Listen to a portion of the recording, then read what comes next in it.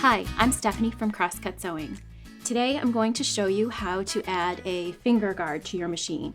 If you have watched some of my other videos, you may notice that because I usually sew with children, I have these on my machine. They make it a little trickier to get fingers near the needle, but it's still possible, so you still always want to use caution and keep your fingers away from the needle. Some machines have special presser feet that you can buy that have these attached, but these are universal and they will attach to any low shank machine, and they're really inexpensive. So I just add these to my machine, and I'm going to show you how to do that.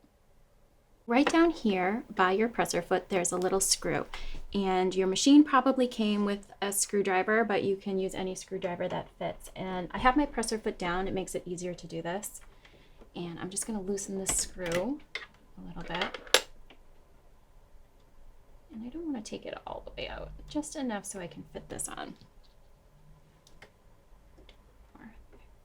And so this attaches like this. So this hook is going to go right here where I loosen the screw. So I'm going to put it right around the needle.